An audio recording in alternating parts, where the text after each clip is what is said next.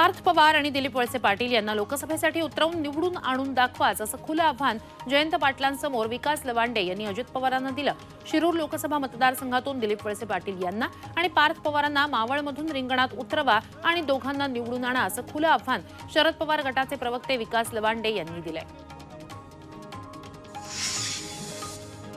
दिल्लीत 2 दिवसांनी इंडिया आघाडीची बैठक होणार आहे। आतापर्यंत इंडिया आघाडीकडून पंतप्रधान पदाचा चेहरा कोण असेल हे जाहीर करण्यात आलं नाहीये। दरम्यान दिल्लीत होणाऱ्या बैठकीतही पंतप्रधान पदाच्या उमेदवाराबाबत चर्चा होणार नाही अशी माहिती काँग्रेस नेते मुकुल वासनिक यांनी दिली आहे। अजित पवार गटाच्या जिल्हाध्यक्षांना नव्या कोऱ्या गाड्या देण्यात येणार आहेत। जिल्हाध्यक्षांसाठी नव्या 40 गाड्या मुंबईत दाखल झाल्या आहेत। सर्व जिल्हाध्यक्षांना नव्या गाड्या मिळणार आहेत। मुंबईतील पक्ष कार्यालयाबाहेर त्यांची टेस्ट ड्राईव्ह घेतली जाणार आहे आणि यावरूनच शरद पवार गटानं टीका केली आहे।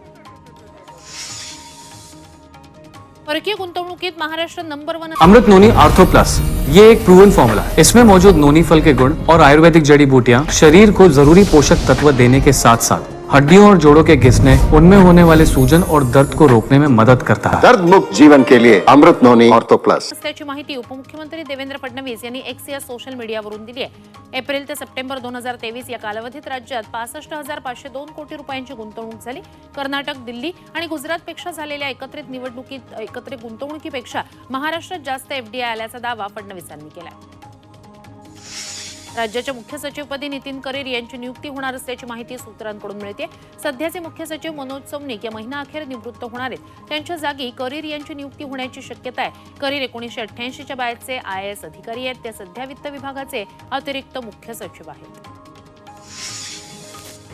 राष्ट्रवादी काँग्रेसचे अध्यक्ष शरद पवार यांच्याबद्दल सोशल मीडियावर आक्षेपार्ह पोस्ट करणाऱ्या तरुणाला अटक करण्यात आली। आक्षेपार्ह पोस्ट प्रकरणी गुन्हा दाखल झाल्यानंतर CBD पोलिसांनी आरोपीला अटक केली। राष्ट्रवादी काँग्रेस महिला आघाडी संबंधित तरुणाविरोधात आक्रमक झाल्यानंतर ही कारवाई करण्यात आली आहे।